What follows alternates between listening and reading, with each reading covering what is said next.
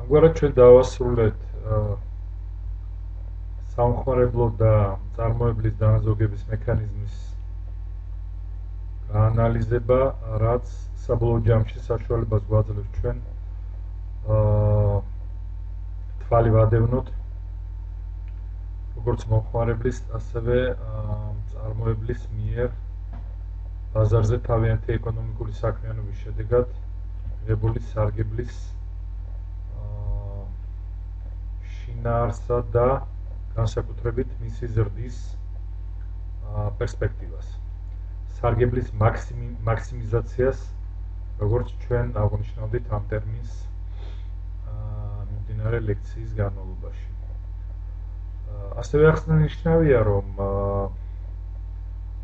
ეს მექანიზმები ჩვენ გვეხმარება გადავჭრათ ისეთი საკითხი, როგორიც არის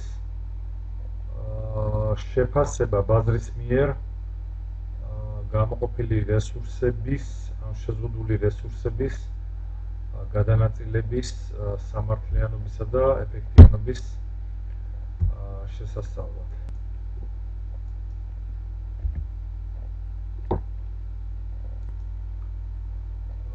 ბაზრის ფუნქციონირების სიჯანსაღის შესასწავლად ჩვენ ბუნებრივია ვიყენებთ ახლახან შეძენილ ცოდნას სამომხმარებლო დანაზოგის და ამ წარმოებლის დანაზოგის ანალიზის კუთხით, რომელსაც ვახორციელებთ შემდეგნაირად სლაიდზეა წარმოდგენილი სქემა. კერძოდ, სამომხმარებლო დანაზოგის ზომება ყიდველის შეფასებას, ანუ ყიდველის მზაობას, გადაიხადოს გარკვეული თანხა, მინუს ყიდველის მიერ რეალურად გადახდილი საფასური. ანალოგიურად, წარმოებლის დანაზოგი გახლავთ გამყიდველის მიერ მიღებული თანხა, მას გამოკლებული ის ხარჯი, რომელიც გამყიდველმა ნახა ამ საქონლის თუ მომსახურების წარმოების პროცესში. შესაბამისად, თლიანი დანაზოგი, რომელიც გარკვეულ წარმოდგენას გვიქმნის ბაზრის ეფექტიანობაზე, გახლავთ მომხმარებლის დანაზოგს დამატებული წარმოებლის დანაზოგი, ან ყიდველის შეფასებას, მის მზაობას, გადაიხადოს რაღაც კონკრეტული საფასური, გამოკლებული გამყიდველის რეალური დანახარჯი. ამგვარად დანაზოგის თლიანი ასე ვთქვათ პროცესზე დაკვირვება ჩვენ საშუალებას გვაძლევს დავასკვნათ თუ რამდენად ეფექტურად ანაწილებს ბაზარი რესურსებს, რაც ასე ვთქვათ ჩვენი საწყის ამოცანას წარმოადგენდა. თავისთავად ეფექტიანობის დასახასიათებლად ჩვენ მივმართოთ პირველ ყოვლისა თავად ცნებას, ეფექტიანობა გახლავთ რესურსების გადანაწილების თვისება, იმგვარად რომ გადანაწილების შედეგად საზოგადოების თითოეულ წევრამდე მიაღწიოს ამ რესურსებმა და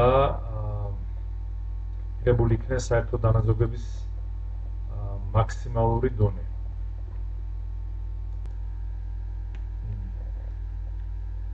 ბაზრის ეფექტიანობის შეფასებისას ალბათ ჩვენ შესაძლებელია მოვიყვანოთ ისეთი მარტივი მაგალითები ის ეფექტიანობისა ან პირიქით არაეფექტიანობის თვალსაზრისით, თუ ბაზარზე როგორ ხდება რესურსების გადანაწილება და რამდენად წარმოადგენს დომინანტ ძალას ის წარმოებელი მაგალითად, რომელიც საქონელს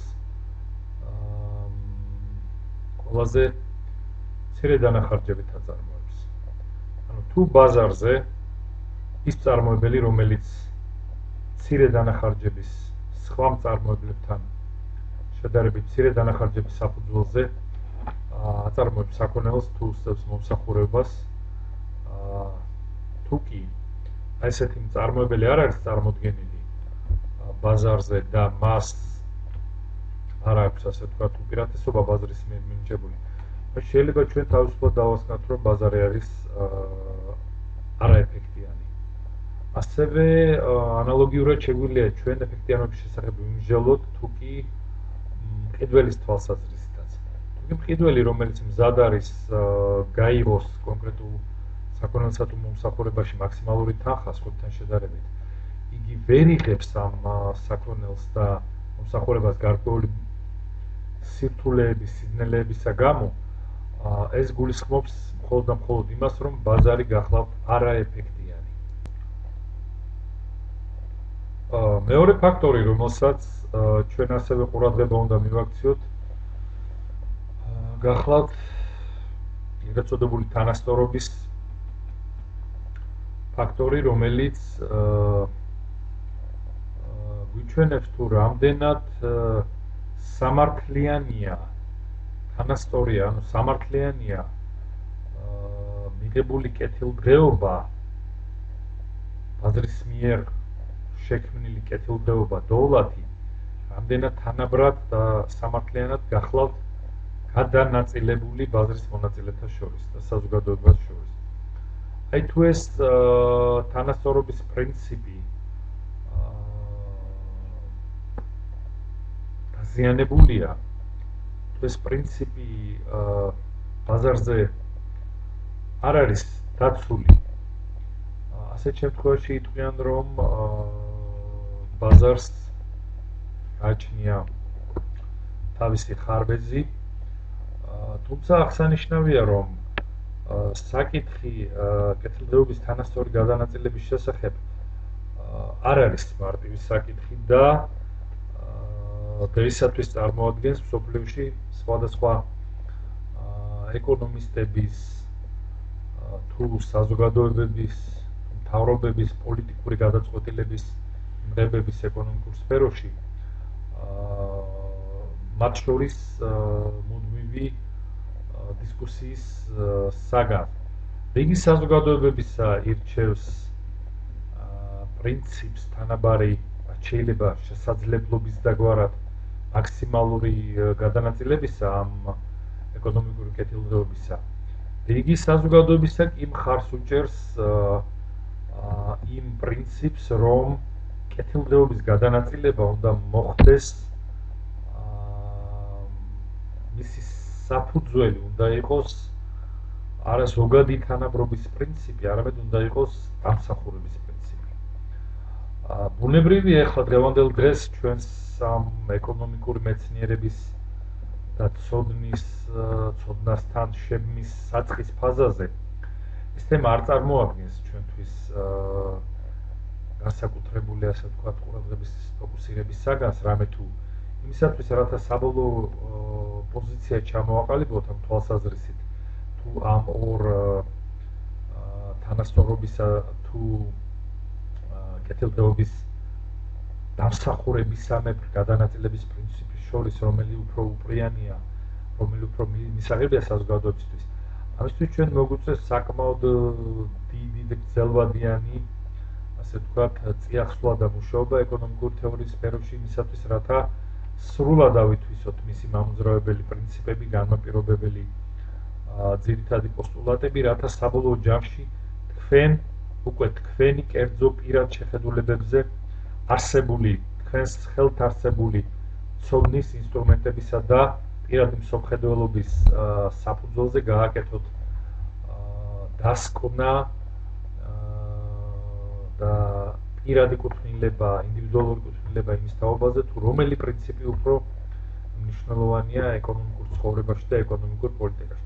ამდენად შევთანხმდეთ, რომ ამ ეტაპზე ეს ნაადრევი თემაა. უბრალოდ ჩვენ ბაზრის ეფექტიანობის თვალსაზრისით, როგორც აუცილებელი ფაქტორი, მას მივაქციეთ ყურადღება და ეს ინფორმაცია მივიღეთ თებერვალობაში. და ახლა ტრადიციულად ისევ ნახაზის მეშვეობით ჩვენ შევეცადოთ გააზრება აი ამ სამხმარებლო და წარმოებლის დანაზოგების ასე ვთქვათ მნიშვნელობისა ბაზრის წონასწორობაში ჩვენ გვაქვს სქემაზე წარმოდგენილი ასე ვთქვათ ჩვენი ტრადიციული ძირითადი ინსტრუმენტები საბაზრო ეფექტიანობის ბაზარზე მიმდინარე მოვლენების შესაფასებლად ეს გახლავთ როგორც მოთხოვნის ასევე მიწოდების მრუდები და ვიცით რომ ამ შემთხვევაში წონასწორული ფასი გახლავთ მათი გადაკვეთის წერტილი ბაზარზე. შესაბამისად, როგორც წინა სლაიდებიდან ჩვენ დავწუნდით, წონასწორული ფასის ზევით გახლავთ ფასი, რომელსაც მომხმარებელი რომლის მიმართაც მომხმარებელი მზაობას იჩენს გადაიხადოს, ანუ მეტი ვიდრე ეს არის ბაზარზე დაფიქსირებული ფასი, მომხმარებელი მზად გახდათ ამ ფასის გადასახდელად, რათა მისთვის საჭირო საქონელს დაუფლებოდა, შესაბამისად რეალურმა წონასწორულმა ფასმა შესაძლებელი გახადა მომხმარებლის დანაზოგი ჩამოყალიბებულიყო და ვიცით რომ ეს სამკუთხედი გახლავთ ზუსტად სივრცე, რომელიც წარმოადგენს მის დანაზოგს. ისევე როგორც წარმოებლისათვის წონასწორული ფასისა და ველურ დანახარჯს შორის სხვაობა იძლევა იმ დანაზოგის საფუძველს, რომლისაკენაც იგი მიუთვის, ასევე ჩამოყალიბებული გვაქვს ეს აი ამ სამკუთხედის მეშვეობით და იგი წარმოადგენს ამოძრავებელ ძალას წარმოებლისათვის.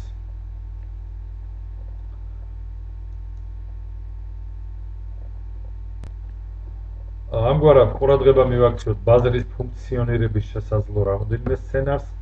პირველი გვაქვს, როცა თავისუფალი ბაზრების საქონლის მიწოდებას ანაწილებენ იმ მყიდველებს შორის, რომლებიც ამ საქონელს ყველაზე მეტად აფასებენ. რაც ისე არგუმენტიც არის მათი მზაობა გადახდისათვის. მეორე ეს არის თავისუფალი ბაზრების საქონელზე მოთხოვნას ანაწილებენ იმ გამყიდველებს შორის, რომელთაც შეუძლიათ ასე ვთქვათ ყველაზე ნაკლები დანახარჯის საფუძველზე აწარმოონ ეს საქონელი. და მესამე, თავისუფალი ბაზრები აი ამ ბაზრებზე ხდება წარმოება საქონლის იმ რაოდენობისა, რომელიც ახდენს მომხმარებლის და წარმოებლის ერთობლივი დანაზოგის მაქსიმიზაციას.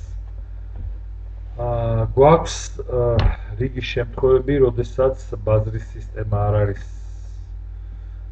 ჩვენთვის სასურველ თუ თეორიულად წარმოდგენილი იდეალურ ფორმაში და იგი არ არის მოკლედ კონკურენციის თვალსაზრისით სრულყოფილი.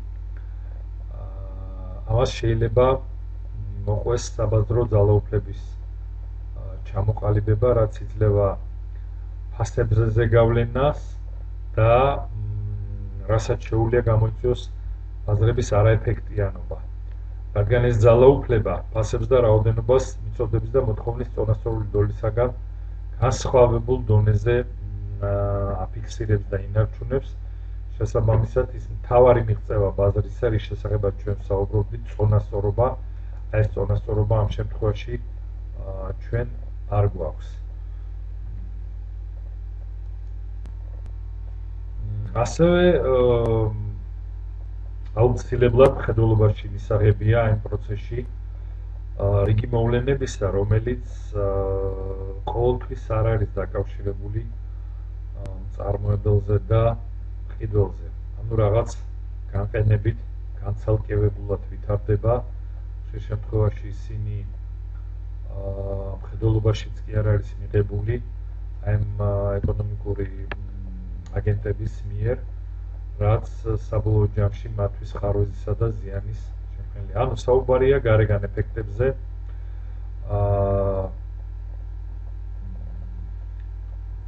კერძოდ ის, რომ ბაზრის შედეგს მნიშვნელობა მხოლოდ ამ ბაზარზე მოქმედი მყიდველების და გამყიდველებისათვის აქვს, მაგრამ როგორც აღნიშნეთ, აუცილებლად ყურადღება მისაქცევია აგრეთვე ის მოვლენები თუ სუბიექტები, რომლებიც არ მონაწილეობენ ამ პირდაპირ ეკონომიკურ ქმედებათა სქემაში და გარედან თითქოს და ჩაურევლად ისეთი ზიანის მომტანები არიან, რომელიც მთელ ამ ნორმალურ, ასე ვთქვათ, ეკონომიკურ პროცესს ხშირად პარალიზებას უკეთებს. ამის მაგალითი გვაქვს ჩვენ მოტანილი გარემოს დაბინძურება, რომელიც გარეგან ეფექტს წარმოადგენს. ერთი შეხედვით იგი შეიძლება პირდაპირ არ იყოს, ასე ვთქვათ, პირდაპირ მონაწილეთაგან არ იყოს პროვოცირებული, თუმცა საბოლოო ჯამში აუცილებლად პირდაპირი შედეგის მატარებელია. ამგვარად, როცა მყიდველი და გამყიდველი მოხმარებისა და წარმოების მოცულობის შესახებ გადაწყვეტილებას იღებენ, აუცილებლად მხედველობაში უნდა მიიღონ ფაქტები, რომ შეიძლება ადგილი კონდეს გარეგან ეფექტებს, რომელთა, ასე ვთქვათ, მიმართ ყურადღების მოდუნება არავითარ შემთხვევაში არ შეიძლება. საბოლოო ჯამში ეს გარეგანი ეფექტები, რომლებიც წარმოადგენენ საბაზრო ძალაუფლებას და მთლიანობაში, ვთქვათ, აი ამ ეფექტებს წარმოადგენენ იმ განმაპირობებელ ელემენტებს, რომლებსაც შედეგად მოსდევს ბაზრის დეფორმირება, ბაზარზე დეფექტების ფორმირება, დეფექტების წარმოშობა და მარტივად რო ვთქვათ, თეორიული ტერმინი რო ვიხმაროთ, საბაზრო ჩავარდნა, რომელიც საბოლოო ჯამში ზოგიერთი დაურეგულირებელი ბაზრის მიერ რესურსების ეფექტიანი გადანაწილების უნარობს ასახავს. სლაიდზე წარმოდგენილია თქვენი დავალება, ისურვებთ